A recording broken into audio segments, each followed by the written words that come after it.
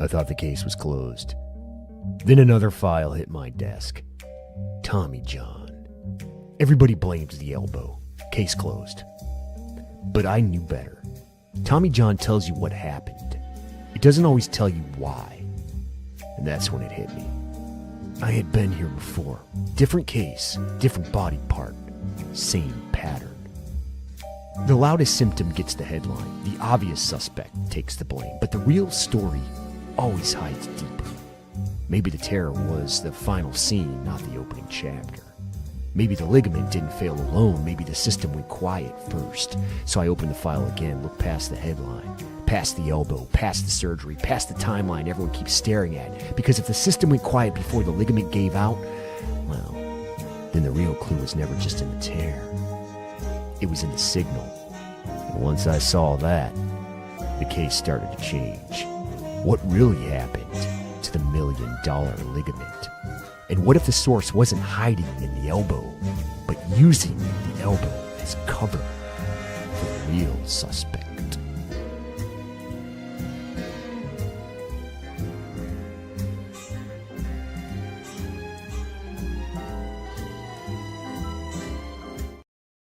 What's up, everybody, and welcome back to NerveOTX Tech Talks. I'm Jake, Director of Training here at NerveOTX, and as always, I'm joined by Mason, our head athletic trainer, protocol nerd, and the guy who had to watch me become a soccer expert for exactly 3 weeks or so. And unfortunately, the run is over. The U.S. lost to Belgium this past Monday night, and it was fun while it lasted. We had the flags out, the chants going, the fake confidence was at an all-time high, and I learned what offsides meant for almost 12 minutes.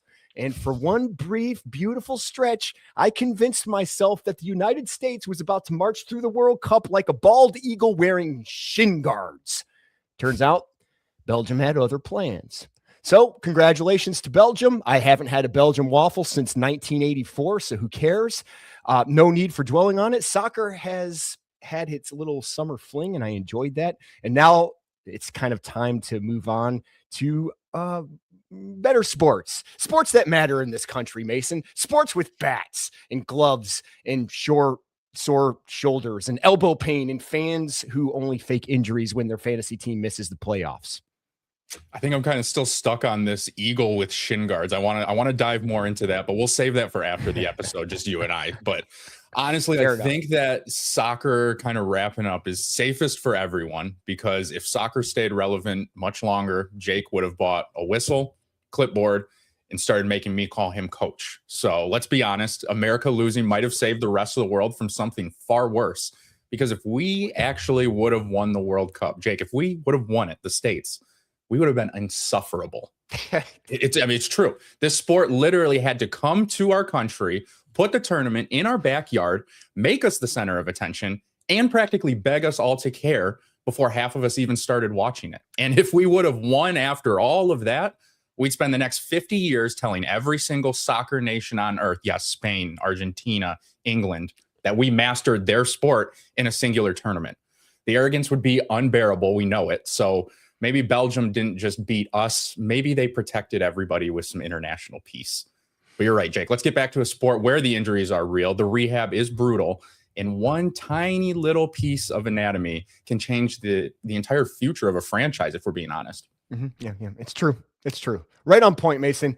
And today we are talking about one of the smallest structures with one of the biggest price tags in all of sports, the ligament that has changed careers, changed contracts, changed championships, and most importantly, has changed the future of Major League Baseball. You need to tune in for this one. This is the $1 million ligament. No fluff. No filters, just real talk, real tech, and real outcomes. So lock in, turn it up, and let's get after it. This is Tech Talks.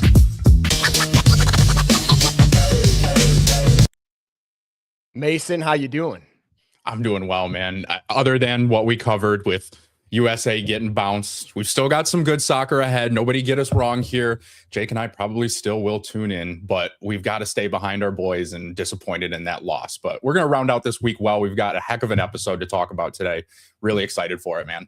We sure do. And surprisingly, I have been still tuning in to this World Cup. It's been a blast in spite of the US kind of giving up at the end.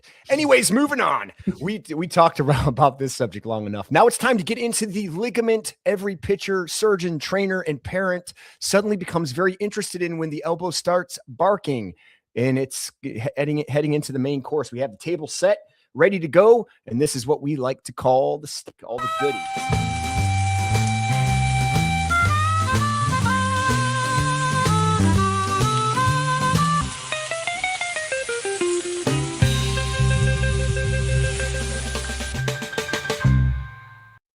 Tommy John, Mason, probably most baseball players, in particular pitchers, least favorite name to hear in their career.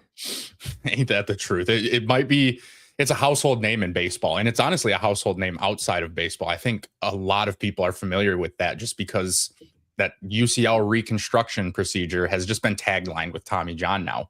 And that's kind of what we're talking about today. And so for our viewers to kind of take a step back, we're talking about the UCL, the ligament that supports that inside portion of the elbow.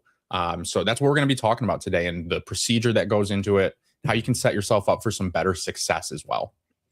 And you know, we like to kind of share a lot of videos. We have quite a few. I had to pull some back. Just ask Mason. I had too many.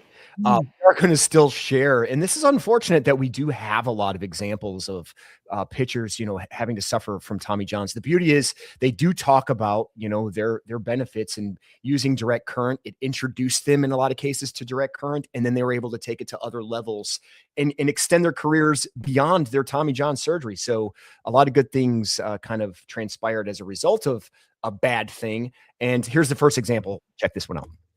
Came down with our rehab coach, Jeremy Kibble. He had an ARP set up. I said, no, I'm using that. That's going to be one way to take this injury and help me get better and move faster along in the recovery and also be more confident. We started using the ARP pretty much a month after surgery, and I've been using it pretty often since then. We'd do a lot of activation with it and a lot of recovery with it. I think there's multiple ways that you can go around with the machine. You can do it when you're working out. Multiple people in the league like to use the ARP for activation purposes. A lot of other people like to do it for recovery purposes. Being able to take that machine and incorporate it in my routine, I'm super blessed and honored to be able to take this machine and use it and have success with it. It's funny that the moment he heard about them having direct current, he's like, yep, I'm using it. So the reputation is certainly out there with pitching and, you know, in a broader sense of the MLB, you know, for the most part, but a lot of good results using direct current, and these pitchers are going to be no exception. Yeah. Yeah. And I mean, even outside of procedures, you know, he's talking about using it for activation purposes prior to going out to competition, talking about using it for recovery after competition. So needless to say, there's a lot of uses outside of the procedure, but we see time and time again, this being one of the most common injuries for overhead athletes, and especially our pitchers too. So here we are, clue number one, Mason. We're going to dissect this, and you're going to be our investigator here. And talking about preparing the scene, what does it take? What, you know, someone getting ready to go through this surgery, is it something they wait? You know, it's like, this direct current, that sounds good. Let's put it on the shelf until we're done with the surgery. Then we'll revisit it. No, I mean, I think, and to draw a parallel to last week's episode for our viewers that have caught it or haven't caught it, this is kind of that prehab phase. So we haven't had the procedure yet. We might even still be getting different opinions, might be mulling around if we're going to get the procedure or not. But this is where you can start to prepare that area better for the procedure overall. And so it involves a few different things, and we'll kind of touch on each of those. First being improving the blood flow to the elbow. The elbow is another one of those very blood poor joints. The body just naturally does not pump fresh blood to the elbow very well, similar to the knee. So if we can facilitate that blood flow going to that area, get some of that new blood with fresh oxygen, fresh nutrients in there, so the elbow can start to feed off of that and the tissues around it, it's going to help that healing process. It's going to help prepare those tissues better for a procedure that may be coming up down the line. So the other big thing too is activating and strengthening some of these surrounding muscles. If we can get those supporting structures built up and prepared for a procedure to happen, it helps build that foundation up. It sets us up for a higher floor so we can have better success when we do go into a procedure and come out of it and have to start that recovery process as well. So, and then we also, if we can optimize this tissue quality that's in there by pushing new blood flow and new nutrients in there. Again, just setting a good floor, a good base up for us heading into that procedure. We can get the movement qualities much better and much more efficient. We can get the tissues much stronger and they can accept force much better, so they can be prepared to come out of a procedure. Just all of these things, if we can do the prehab portion, because it's so often forgotten. Before we go into a procedure, we want to just sit and relax and kind of take a load off before we have to go in and get this done. This is the time to really optimize those muscles, those tissues, and those structures. Let me ask a question that could be on people's minds, especially if someone's a pitcher and there's a threat of potential Tommy John surgery. Is doing something like this and getting your hands on direct current, is there a potential that they can even avoid the surgery by using this, where it can kind of bounce back and it gets them back to their form again?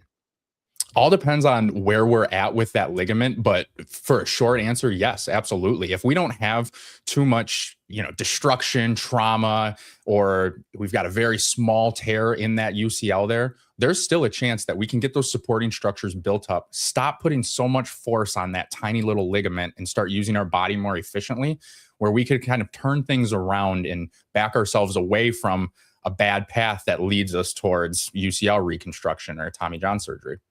And for those of you, who aren't familiar with what UCL is, can you explain what that entails? Someone's UCL or ulnar collateral ligament. Probably a good foundation to lay. Absolutely. So the UCL, it connects right here. It's a ligament, and it basically is responsible for what they call valgus forces of the elbow, or when you're got your elbow straight, any force that's pushing inward on your elbow, forcing that towards the midline. So when you think about what a pitcher is doing over and over again, tens of thousands of times, is they're putting their arm into maximum external rotation. And what structure is usually going to take the brunt of that force is going to be this UCL right in here. So if these structures, the brachialis, the biceps, any of your forearm structures aren't doing their job as well as they could, we start to just put all of the weight, all of the onus on this UCL in here.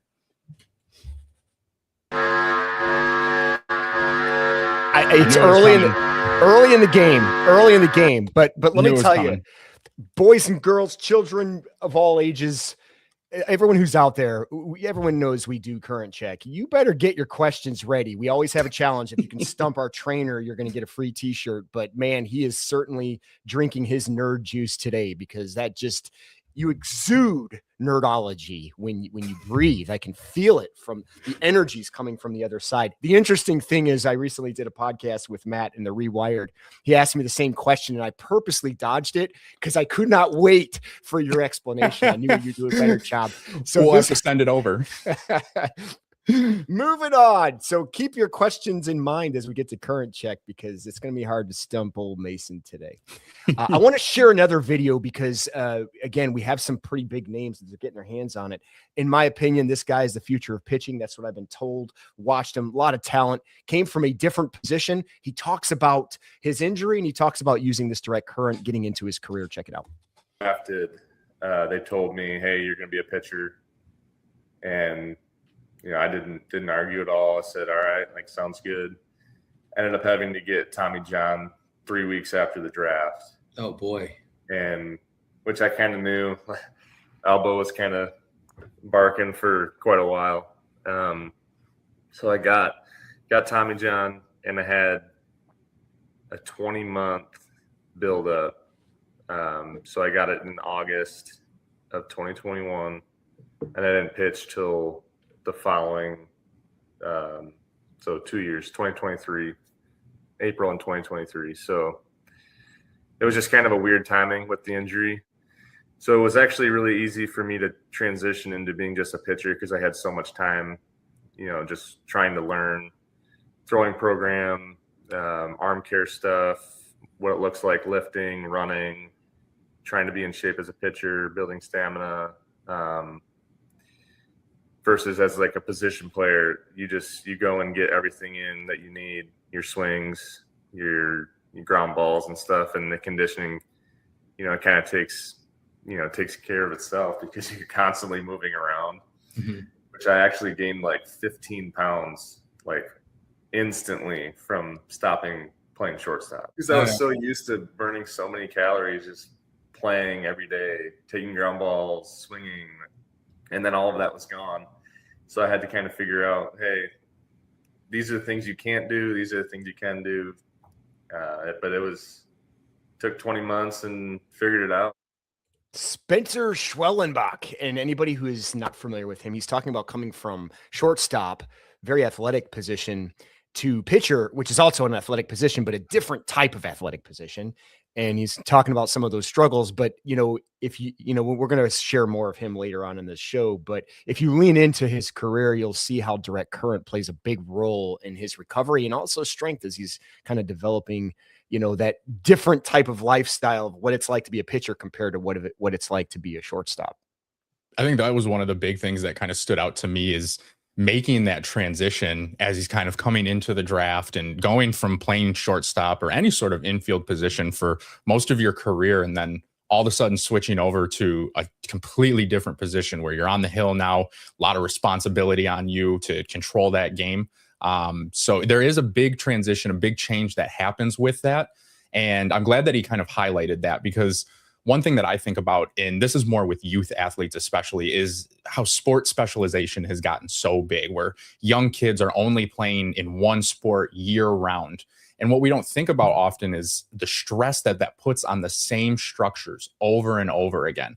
So how Spencer had said that at shortstop, you're getting your swings in, you're doing conditioning work, you're fielding ground balls, you're working on base running. There's so many different things, different activities involved with being an infielder, an outfielder, utility player.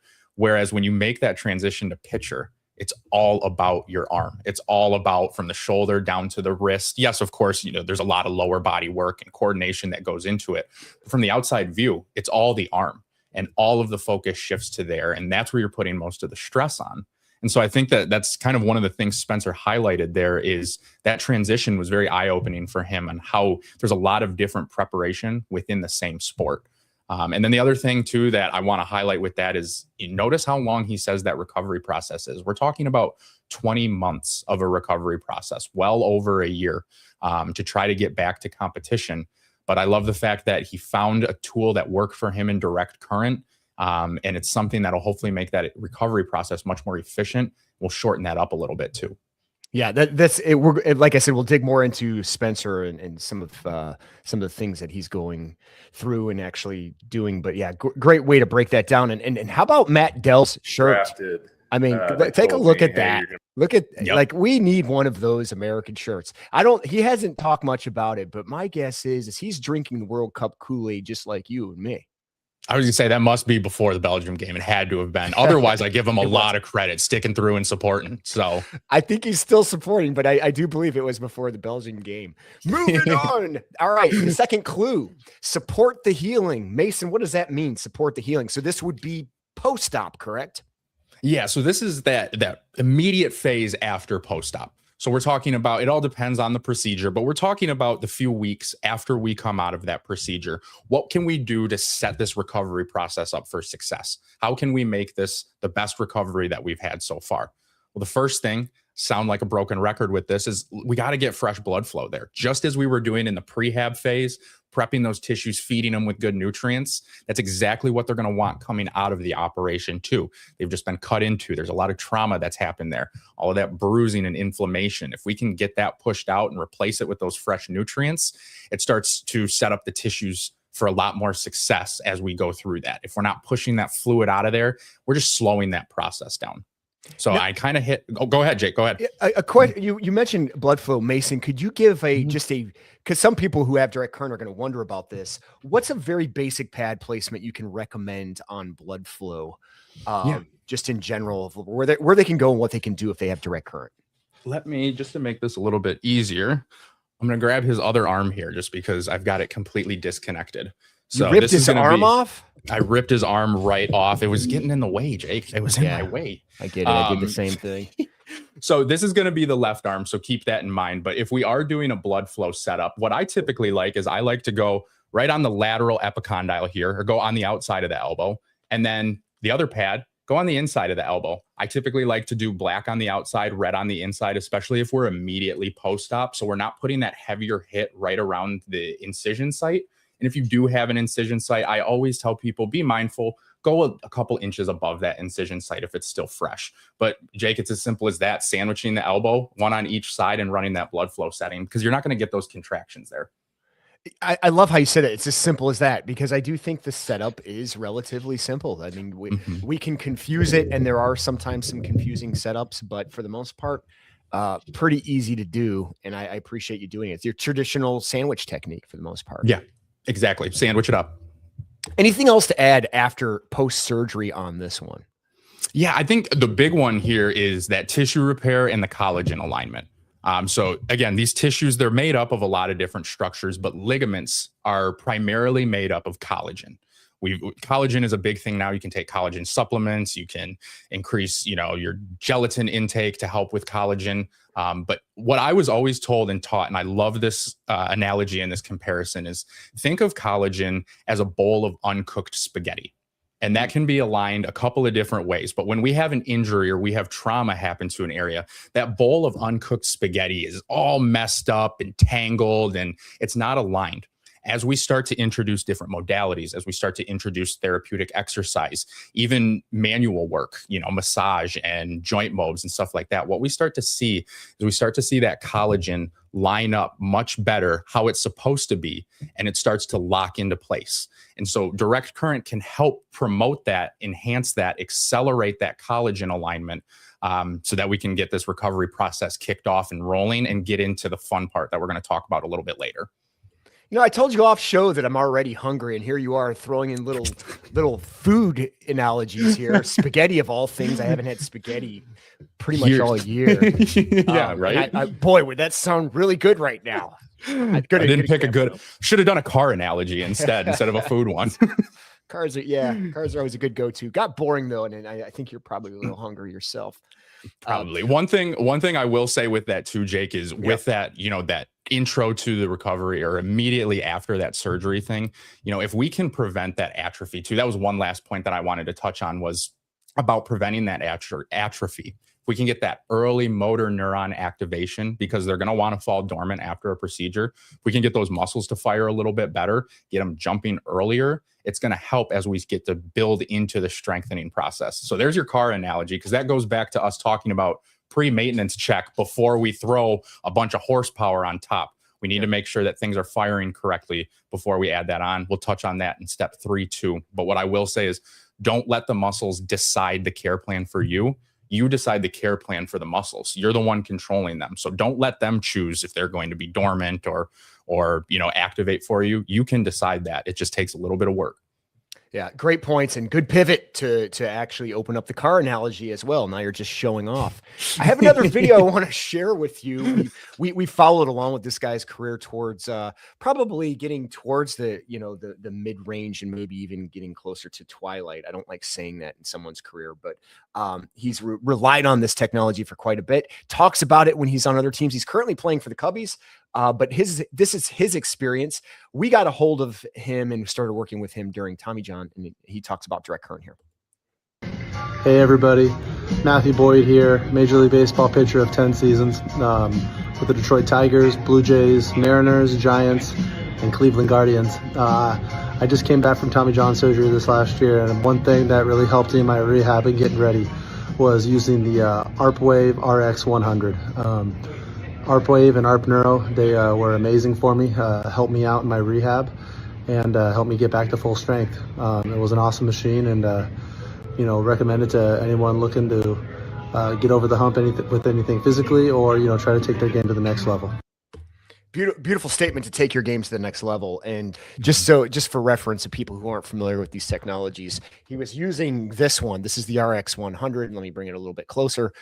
That's the one we did a lot of the work with. However, that is not what introduced him to direct current. Originally, he was using another one called NewX. This is the NX Pro, another company that we're actually not affiliated with, but they are direct current. It wasn't really strong enough, and you had to plug it in, so there were some limitations, and you couldn't find anybody to kind of work with him. But that introduced it. Same results. He just got his hands on an RX, but so there you go. You have multiple tools out there with DC. As long as you have your hands on one, you're going to have some benefits.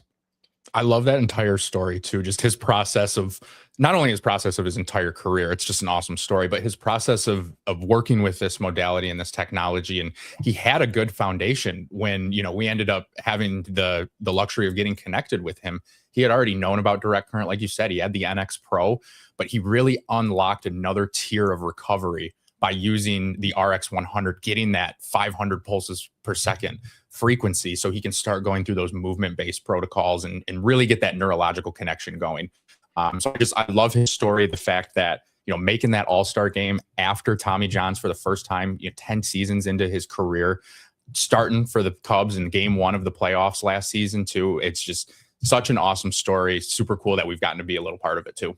Yeah, love following him. He still touches base and reaches out. We continue to, hope the best for his career, like all the others. And that moves us on to the other clue, the clue 3, kind of the final clue in this one. And that's the rebuild and return. And actually, Matt Boyd was kind of talking about it, taking your game to the next level. Can you explain how this would be done, post Tommy John's and then going deeper into your career afterwards?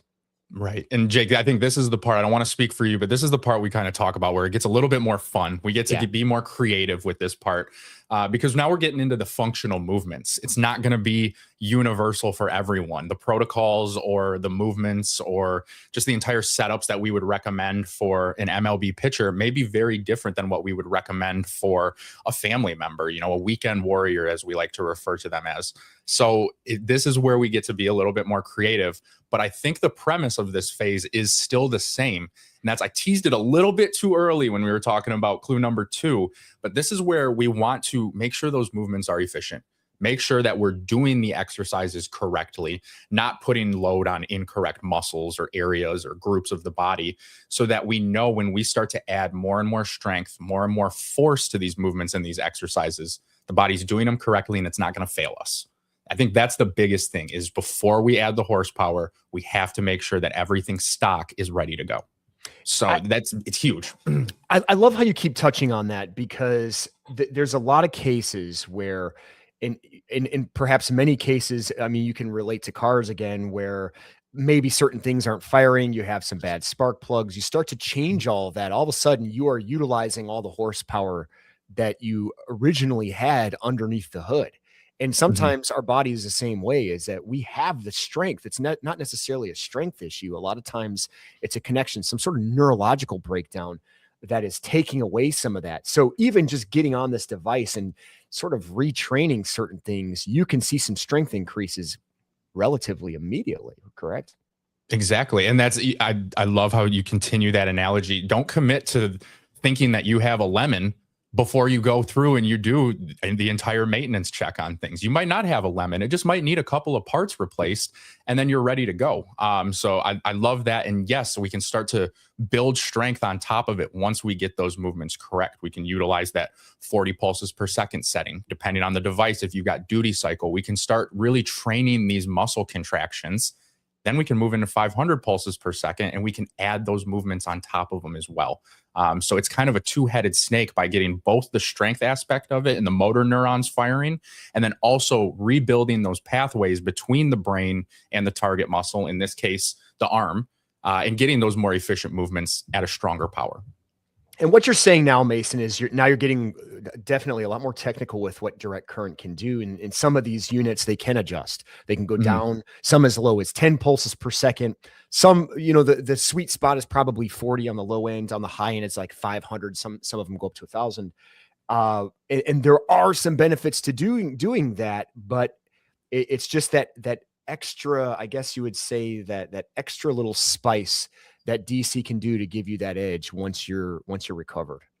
Well, and I think the fact that I didn't even really touch on, but this is one of the biggest things, is it's the fact that you can even do movement-based exercises with the current on in the first place. I think that's the part that I'm failing to highlight right here at all, is with a lot of other electrical stimulation, it's not even a thought to go through these different movements because you're not able to, because it's alternating current and you just don't have the ability to comfortably move through it like you do with direct current devices. So thank you for bringing that up, Jake. It's a great point. Yeah, and well said about that, because I think movement is often the key with athletes, especially. The interesting thing on top of that is you can also do this without movement, and we're going to talk about that and promoting strength and building muscle where you don't need to move or use weights. Come on. I know we talk about that a lot. We're going to adjust that again. I want to switch to another video. Once again, it's the last one I want to share, but anybody who's had any doubts or any questions of what to do, and if this is something particular that you're facing, I wanted to show some of the top names of people that would appreciate that we knew we could share to give you a better idea to make that decision to say, yeah, I want direct current in my life. Check him out right now. All in with you guys here. I'll go through my full pre-game routine, and I use the unit right before I'm about to walk out to the dugout and go to the bullpen. That's been my routine all season, and so I'm gonna keep doing that because it's been working for me personally. And I would maybe like to explore, I guess, doing it a little. So actually, when I think I'm going to pitch, that would be interesting. I had another teammate, Cameron Boozer. I used his unit a few times in spring training. I was like, man, actually, I feel a little looser, feel a little more open up right now. So that's where my journey in that aspect really started. Probably about a week or two after using it, everything started kind of picking back up. I was falling back to my usual like mid 90s at least, which was great. And then I was starting to have a couple other games where I was just sitting strictly like 96. When the unit got in my hand, I was solely focused on how can I get that fast switch mode back and going. We talked about a few placements to put the pads, whether it be warm up, recovery, and just sit and chill. And there's no, you don't feel any of the tens happening. And so learning about all those things and when to use them and how not to just really overuse it too is been the most beneficial since using it. Everything's been staying pretty even cute, and I'm very thankful for just being able to use the unit for understanding different areas to help get that nervous system firing, to make sure it's all connected. One of the reasons I wanted to use him at the end was he talks about so many different dimensions on how he used it. He touches on blood flow. He touches on the recovery aspect. He touches on, he said a week or two, he's getting his velo back and he's seeing how his body is responding to that. A lot of things to unpack here, but that's kind of an exclamation point of like, hey, this is something that, as an athletic trainer, Mason, I mean, is this something you want in your office almost like guaranteed, or at this point, knowing where you're at in studies of direct current and your background, how would you feel if you didn't have direct current? Feel lost now at this point if I didn't have it. It's such an applicable tool for so many different things. I think Justin touched on that so well. He talked about he uses it to loosen up and just make his motion feel so much more open as he goes through it. So now we're talking about muscle tightnesses and imbalances and compensations that we may be making and how it can help with that. He mentioned how he likes to use it for activation prior to throwing, to get the muscles waking up, to fire those motor neurons, change those spark plugs out, as we like to say. So he's using it for that aspect as well. He's using it for recovery. Mentioned the blood flow, how he's getting those new nutrients into that area. That's why I would feel so lost without direct current at this point, because in sports medicine, in just the rehab world, to get all of those different things, it seems like we have to have this giant menu of tools. We have to get blood moving. We have to have the NerveOTX to calm down inflammation. We have to have a game ready to get the joints moving better. We have to do manual and all these different things. But all those things I listed, we've seen direct current be helpful with. I think that's why I would feel so lost without it, is because it's so applicable. It's so universal. And that's not to say that it doesn't combine with those other therapies that I just mentioned. Yeah. It's just, we can get a lot of different things knocked out with this one type of technology. Well, and there's a lot of things out there that you can live without, right? I mean, you can make do. Are they luxuries? Yeah. Even in a gym, if you're working out and it's like, oh, they don't have this type of machine. Well, I can there's a variable there that I can adjust with. The same is true when it comes to recovery tools as well. It's like, I like Game Ready. I like NerveOTX. Can I live without it? That's the question. I think the strongest question is, we pull direct current from your facility when you're used to leaning in on it a lot. Is that something you can live without? And a lot of doctors would agree that that's something they do not want to give up. So yeah, because like you said, there's always an alternate for certain things. If you don't have a Game Ready, we're saran wrapping an ice bag on. If you don't have a NerveOTX, we're doing a flush massage. But if you don't have direct current, I don't know, maybe I'm missing something, but I struggle to find something that is very comparable to it that I would feel comfortable saying, okay, this could replace direct current. And that's just kind of where I land with it and why I would feel so lost without it. Yeah. Before you take us across the finish line and close this out, I want to remind everybody we're getting ready to hit current checks. So if it's Q&A time, if you have any questions, you're watching this now and things you want to know, now's the time to ask live. Mason, close us out. The comeback isn't luck. It's a system. What does that mean? Well, it's a system. We kind of walked through the steps of this system. It really starts with this prehab aspect. If we can get ahead of things early, we're setting ourselves up for better success. We're building a better foundation. When you build a house, you don't just start building on the raw ground. You have to lay that concrete foundation. That's what we're doing in the prehab stage. And that raises the floor higher so our ceiling can be higher for success. In the interim, it's really about getting active and staying active, whether it's using blood flow settings to push those new blood cells in there, the new oxygen in there, and also using movement within physicians' clearances, of course, but using movement to keep things firing, to keep things going so we don't let muscles fall dormant, motor neurons fall asleep on us. And then really, it's the fun stuff. It's getting into that functional preparation, making sure the mental confidence is there. I think that's the big one that I highlighted a ton in our last episode, so I won't go on as much of a soapbox today, but it's about being confident in yourself, being confident in the structures that you've been building back up. Because if you don't have that confidence, you're just going to go right back to compensating and relying on that one structure to try to hold things up. So that's a big thing too, but getting back into those functional movements, feeling like you're ready to return to performance. As much as we can make it feel like there's no rust left to be shaken off by the time we get to competition, the better a spot we're going to be in to get right back to succeeding in that competition. So that's kind of the all-encapsulating theme. It ties in well with last week. If you're somebody that's interested in both of these, I say watch last week's when we just talk about the surgery process as a whole and see if you can draw these parallels to today's episode and how those fit in with each other. Because this probably won't be the last time that we really narrow in on something. But this is kind of the theme that we can start to tie or connect the dots with certain issues or structures and how they tie back to this larger theme that we hold with direct current. Well said. Anybody facing this potential where they're going to have to go through this Tommy John surgery, this is something that I mean, if I had kids and they were in baseball, this wouldn't even be a question. I would have them. Yeah. Obviously, I'm a DC guy, but if I was hearing about it now and I felt it, yeah, for sure, I wouldn't even take the risk. Direct current would be in their life.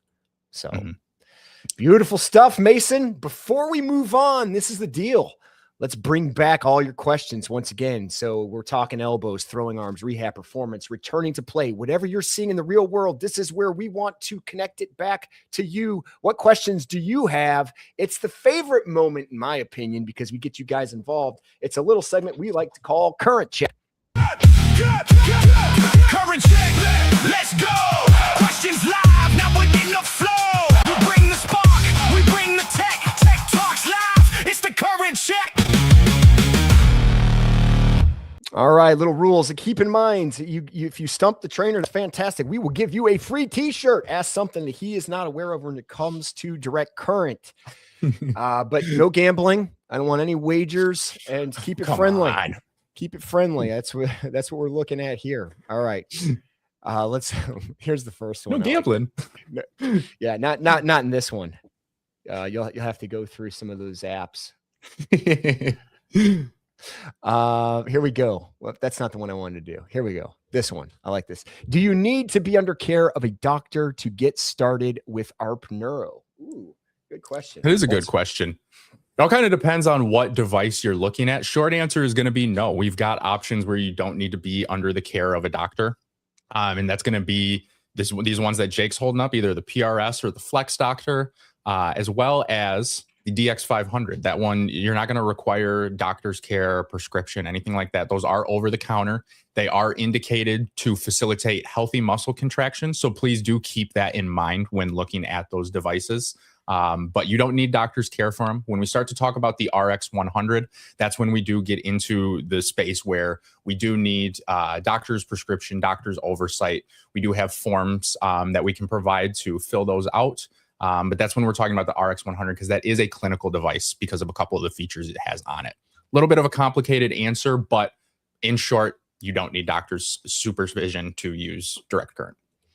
Yeah, good question. And I do believe, I could be wrong, I do believe the new X or the NX Pro is a class 2, but not doctor's prescription. I'd have to look deeper into that. I think you can get it without a doctor's prescription as well. However, if you go that route, I would recommend the 3 that Mason talked about, especially the DX. It's stronger than all of them, especially when we're talking over the counter. Interesting fun fact. I want to pull this back up. Same person who asked that question. FYI, Spencer Schwellenbach grew up in Saginaw, Michigan, and attended Heritage High School, where he was captain of both the baseball and soccer teams. I mean, that explains his athleticism, right? I appreciate that. He was too. And another fun little fact as well is, if I'm not mistaken, I did cross paths with Spencer back when he was at Saginaw Heritage, because at the same time I was on the sidelines with Mount Pleasant High School. They both play in the Saginaw Valley League. And I'm pretty sure we played Heritage a couple of times, crossed paths with him while I was in the dugout. So there's a full circle aspect as well coming. I mean, we're talking 6 to 8 years ago. So if my numbers are right, I know he's a young buck though, so I may have missed him. But he was around the same area that I was. Yeah, crazy. It was fun to have him on. I can't wait to watch his career, where it goes as he's getting healthier. So yeah, thanks for sharing that little fun fact. Here's another good one, Mason, probably an easy one. Do you sell these units on Amazon? We do not currently have them on Amazon. It's something that we have discussed doing, but if you are interested in a purchase and there's something that Amazon is doing that makes it a little bit easier for you, reach out to us, see what we can do and how we can work with you to make it just as easy on our end. But right now, units are not on Amazon from the NerveOTX end of things. Not yet, but at some point. And now I will say, if you're on Amazon, there are some things I'd recommend against. Be very careful on the electrode pads that you buy. I know that you go to every company that's selling DC, they have specific pads. They're going to be a little bit more expensive, but you're going to get more for your money.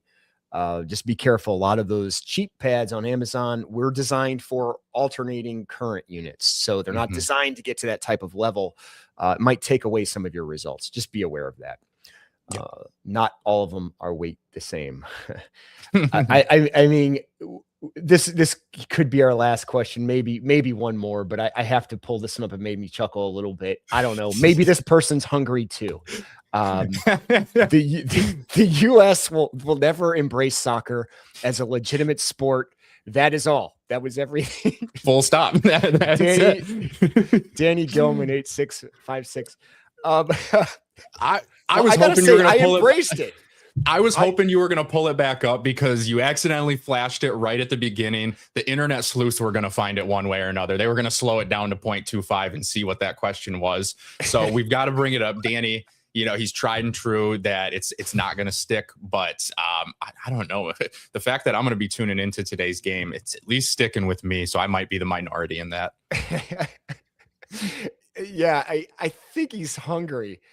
I mean, if I were hungry, I would probably do that as well. One more question, then we're going to move on, because this is a good one. And we often do break this down, but we don't do it every week. And I know a lot of you aren't joining in the show every week. I don't know why, but you certainly should. Would you please run down the list of devices available? So Mason, why don't you go ahead and talk about ours, and then we can talk about what we have on the list as far as like what's popular out there. Right. What we have available here at NerveOTX, we've got 4 different offerings essentially. First one is going to be the PRS device. So that's our over-the-counter device, fixed at 245 contractions per second, or PPS. You're still going to have the background setting on there as well. This is a great over-the-counter starter device for direct current. This is the one that I have my parents on a lot of the time. This one works very well. It's super portable, as you can tell too, smaller than most people's cell phones. Next is going to be the DX500. One channel, by the way. Yes, thank you, Jake. Yep, one channel. We do have a splitter for that as well. Keep in mind, if we are splitting to 4 pads while using one channel, it will drop that intensity down, but it's a great way to still get that 4-pad setup on our PRS device. Next is going to be the DX500. This is one that you hear us talk about a ton because this is our newest device. This takes a lot of the intensity and the power that's in the RX100. It makes it much more portable. makes it over the counter, a lot more obtainable. So this is the one that you hear us talking about so often. We really love this thing. This is what we get a lot of the MLB players using. If any of you guys are watching or you've seen your counterparts and your teammates using it, a lot of them do opt for this for their own personal unit.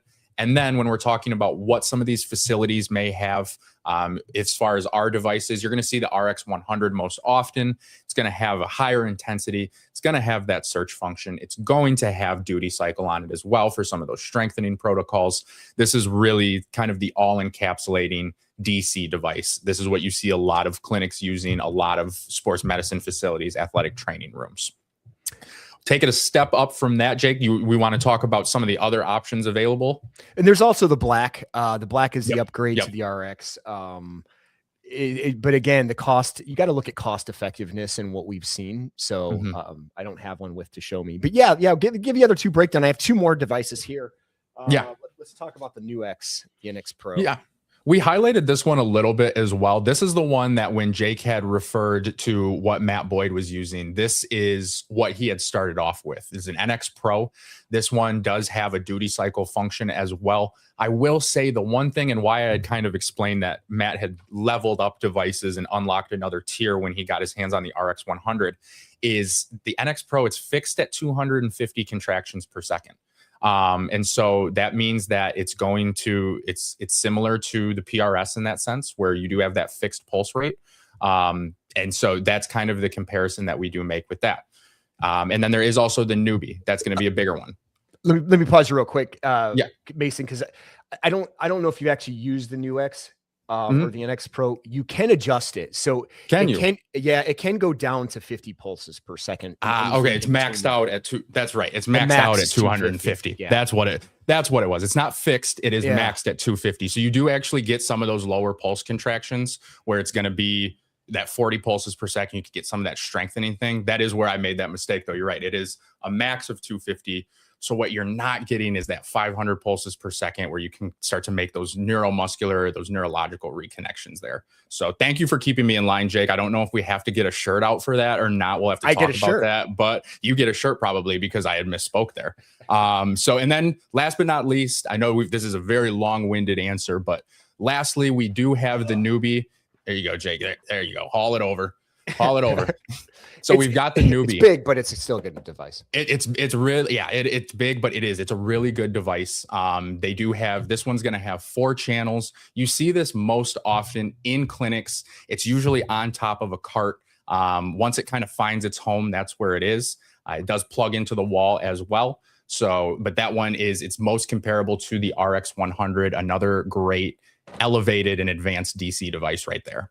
So I think that kind of covers most of the main players that when we get asked about what else is on the market, that's kind of our answer. Jake, is there any that I'm missing really? A few outliers that haven't really made their mark in the market yet. But for the most part, these are the popular ones that you're going to see. So great stuff. That's all the time we have for the current check. We spent a lot of time on that, but great questions. We appreciate it. Listen, if we didn't get to your question or if something came up while we were talking about this $1 million ligament, or we're getting carried away on, I don't know, waffles and food, make sure you keep dropping the comments below. Drop it in the comment section, leave that question there, and we can bring it back in the next Tech Talks. But for now, that closes the current check. Current check, let's go. Questions live, now we're getting the flow. We bring the spark, we bring the tech. Tech Talks live, it's the current check. All right, now let's shift to the field. This is where every week we're seeing real examples of how direct current is being used with athletes, providers, clients, and everyday people chasing better outcomes. It's a little segment we like to call the Spotlight of the Week with actually Spencer Schwellenbach in the Rewired podcast. Check it out.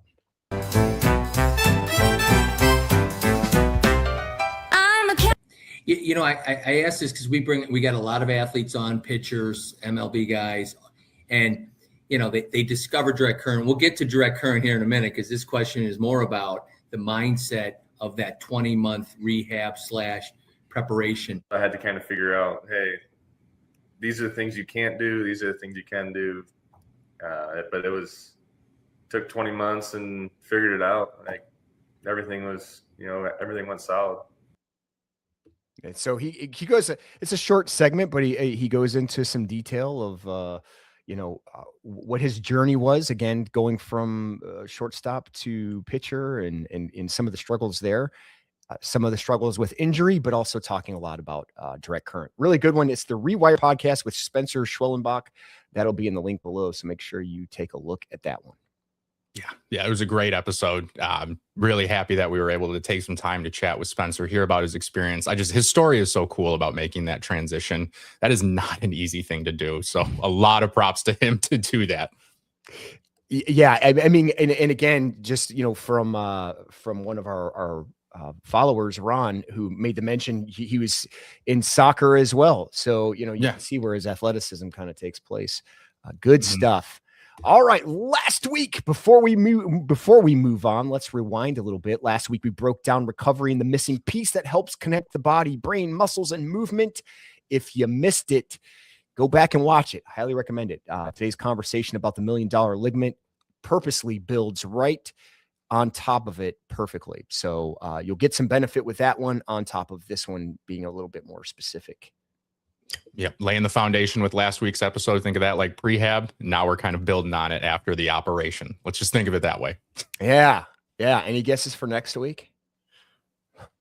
I'm not allowed to guess though, right? I already know it. Yeah. Right. Let's bring it out. Your core has a floor. What are we talking about? Pelvic floor. We get a lot of questions on this one. So next week, we're opening up real world conversation. Once again, we won't give all of it away, but it's basically, talking about the pelvic floor, how you can strengthen it regardless of the issue, maybe postpartum, maybe just in general. Pelvic floor, it involves everybody, and we're going to show a lot of good examples using direct current on why it would help that. Right. You said it, Jake. I mean, we get a lot of questions about this from tons of different demographics, tons of different networks of people. This one is a lot more applicable than I think people think. And it also helps build on core strength too. So if you're somebody that's just interested in core strength overall, this is going to be a great episode to tune into. Oh, you mentioned the S word, my favorite S word, strength. There it is. Boy, we have something coming up. We teased it a little bit last week, but here it is. It's finally here. This Friday, July 10th, 9 a.m. Eastern, we're doing something different. We're going live with direct current workouts. You can follow along from home using any direct current device. Anyone we talked about, or if you have a direct current device with you, use that one as well. We'll walk you through the setup, the movements, the intensity, and how to use the current while you train. You could sit there, or you could go through some movement as well. But that's going to be this Friday, which is tomorrow, 9 a.m. Eastern time. That's July 10th. Direct current workouts. Wow. Really? Let's get up and get our Friday started. Yeah, it's gonna be fun stuff. Mason, you're joining in. I'll be there. So if anybody is upset about any questions that they asked me or that I got them right, come and join. See if Jake cranks the current up on me and really puts me through a workout. I don't think you will, but who knows? Anybody who's done these before knows I like to push the numbers. So it's going to be at your tolerance. But yes, we will be pushing the numbers. We will be going on tempo.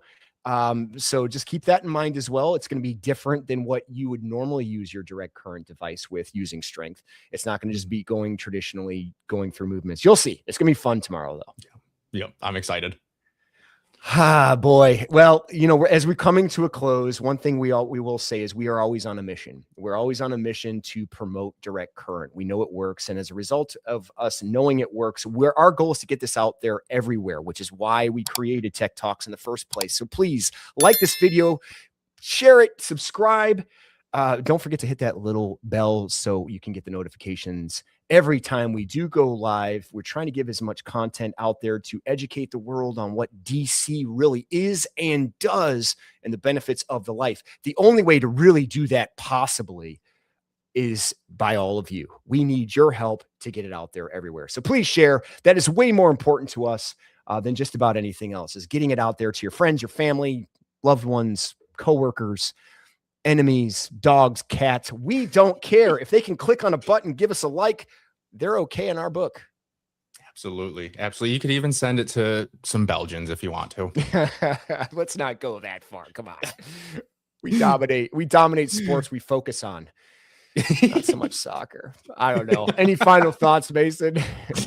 I'm still thinking about that eagle with shin guards. He's kind of been just in the back of my head this whole episode. But really the main thing that I've been thinking about today and with this episode is the fact that, Jake, when people hear Tommy John, they zero in on one day. They zero in on the day that ligament tears, the day that they get the MRI result back, or the day that they hear from their surgeon that this is when we're going to do the procedure. But more often than not, the whole process of the UCL tearing or of Tommy John's, it's not when that tears. That's not where the story begins. A ligament doesn't fail because of one single throw that a person did. It fails because of thousands of throws stacking on top of each other, thousands of repetitions, thousands of tiny decisions made by the body over a span of time. And so strength, movement quality, recovery, load management, and mechanics, every single one of those things matters. That's why this entire conversation is much bigger than one single ligament on the inside of the elbow. It's about giving this entire system the best chance to do its job before that one tiny ligament on the inside of the elbow is forced to do everybody else's job. Using direct current, Mason, I think Einstein, you solved the case again. That's really the message that we were hoping to take away. The goal really isn't just to keep or help someone recover from Tommy John. That's definitely not just it. The bigger goal is to have fewer athletes who ever need it in the first place, because every surgery represents months away from competition, months away from teammates, away from doing what they love. Sometimes it costs a season. Sometimes it changes a career. We can't promise that direct current prevents injuries. No one can honestly make that claim, but we can ask a better question. What if athletes spent more time preparing the system before it breaks? What if recovery wasn't just something you did after you got hurt? What if strength, movement, activation, and the nervous system performance became part of everyday training instead of just an afterthought? That's the conversation we're trying to have. Protect the athlete, protect the individual in general, and build the system. Respect the process. And you know what? Don't wait until the ligament becomes the headline. One last thing. Since the U.S. is no longer in it, I'm going to lean in hard on Argentina. That was my original pick outside of the U.S. Mason, what is your final pick? Well, you're still stuck on soccer, Jake. No, I know. I'm still stuck on soccer. My Here's final my pick, eagle call. Yeah, right. Exactly. Sorry, close your There ears. you go. That's the USA eagle call. No, I can't, because somebody's going to sleuth around and they're going to go back and watch all these episodes and see what Mason's picks have been leading up to this. So I can't stray away. If my pick is still available, I'm going to still rock with Spain in my head and maybe my wallet. But in my heart, I'm rocking with Norway. I want to see Holland do it. I think he's stolen a lot of this country's hearts with just his antics. Yeah, I want to see him do it. I know they're one of the bigger underdogs, but man, it'd be fun. I wouldn't be disappointed. No, not even in the slightest. Thanks for joining in, everybody. Mason, good to see you again, and we'll see you on the. If you're a baseball player coming back from Tommy John surgery, you know how brutal the recovery process can be. One of the biggest challenges is getting your arm strength back without overloading the elbow. Today, I'm going to show you how to use the ARP Neuro system to speed up recovery, improve circulation, and retrain your throwing mechanics safely. For baseball players, protecting the UCL and rebuilding grip strength is everything.